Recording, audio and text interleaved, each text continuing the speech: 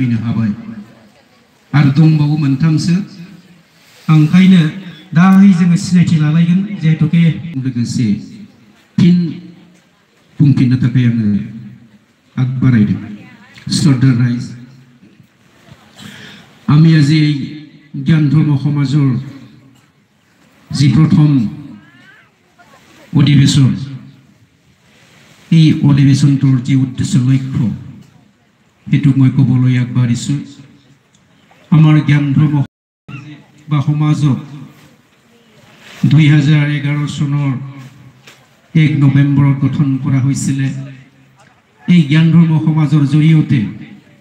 আমি সামাজিক কাম কাজটো কৰিবৰ কাৰণে অহেক চেষ্টা চলাই আহিছোঁ আমি সংগ্ৰাম কৰি আহিছোঁ আমি গৰীব শ্ৰেণীৰ কাৰণে ৰাইজৰ কাৰণে আমি অহেক মাত মাতি আহিছোঁ আমাৰ সমস্যাটোক লৈ আমি ৰাইজৰ কণ্ঠ হিচাপে বিগত দিনত আমি নিজকে দাঙি ধৰিবলৈ সক্ষম হোৱা বুলি ক'ব পাৰোঁ কাৰণ বিগত দিনত এই জ্ঞান ধৰ্ম সমাজে দুৰ্নীতি মুক্ত কৰিবৰ কাৰণে গৰীব শ্ৰেণীৰ সমস্যাৰ হৈ মাত মাতি আহিছে ধৰ্ণা কৰি অহা হৈছে সাইকেল ৰেলী কৰি অহা হৈছে কেশৱ নগৰৰ পৰা ইফালে বাথুপুৰীলৈকে আমি 3জনমান MCLA সকলক লৈ আমি সাইকেল ৰেলী কৰিছিলোঁ আগতে বিগত দিনত বৰ্তমানৰ ই আমাৰ জ্ঞান ধৰ্ম সমাজত যদিও তেওঁ এজন সদস্য নহয় বা বিষয়বাদীয়া নহয় বৰ্তমান তেওঁ কিন্তু এজন EM এই সময়ৰ আন্দোলনত তেওঁ আমাৰ লগত ভাগ লৈছিল ঘনশ্যাম দাস ডাঙৰীয়া দেৱে আৰু ইয়াৰ উপৰিও হালবাৰী যি MCLA আছিল চক্ৰ দাস তেওঁ আমাৰ লগত সাইকেল চলাইছিল আৰু বাহিৰেও সাধাৰণ শ্ৰেণীৰ ৰাইজসকলে আমাৰ জ্ঞান ধৰ্ম ৰাইজৰ সমস্যাটোক লৈ মাত মাতাৰ সময়ত একেই মুখে আমাৰ লগত মাত মাতিছিলে আৰু মাতটো আমি নিশ্চয় বেলেগে কণ্ঠৰোধ কৰিবৰ কাৰণে বহুত অহেক চেষ্টা কৰিছিলে কাৰণ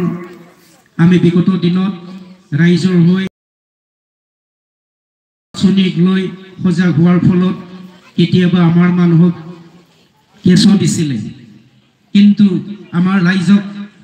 ৰাইজৰ যি প্ৰভাৱ এই প্ৰভাৱটোক দেখা পাই তেওঁলোকে এই কেছটো গ্ৰহণ কৰিব পৰা নাছিলে আজিলৈ কেছে নহল কিন্তু যিসকলে আমাৰ সদস্যসকলক কেছ দিছিলে এই কেছ দিয়াসকলে ওলোটা কেছ খাবলগীয়া হ'ল আৰু তেওঁ নিজৰ জীৱনটোক লৈ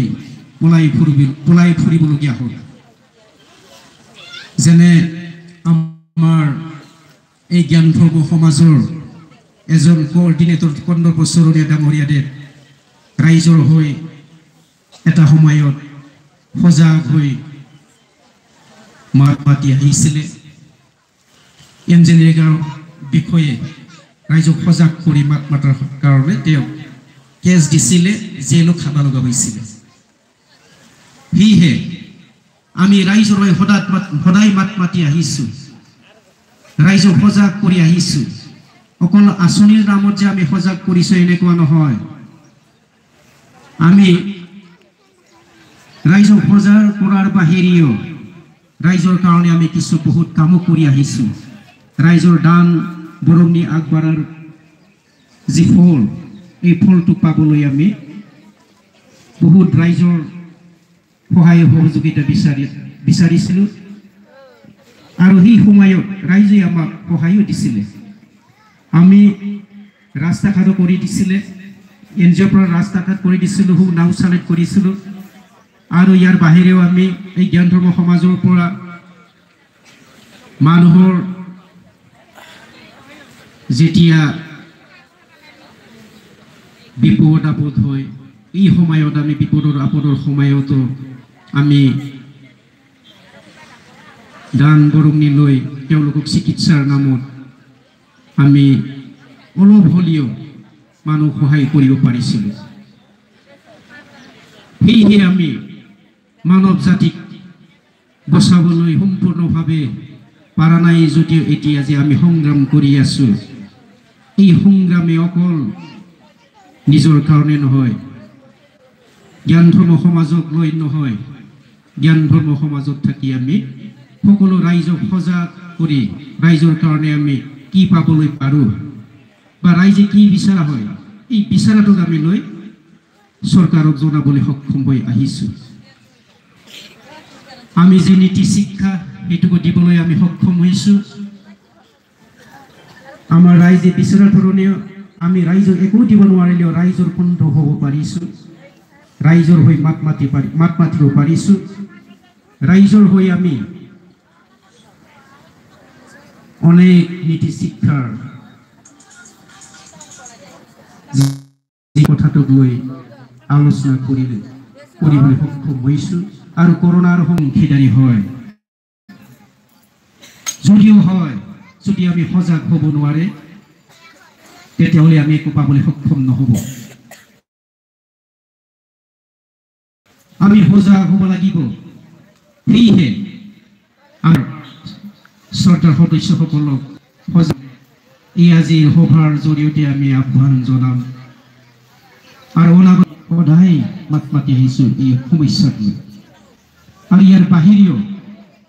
ঘৰ সংসাৰ চলোৱাৰ নামত বহুত সমস্যা আমি দেখিবলৈ পাওঁ। এই সমস্যাত ঘৰখনক বচাবলৈ হ'লে নিশ্চয় যাতে ৰাইজে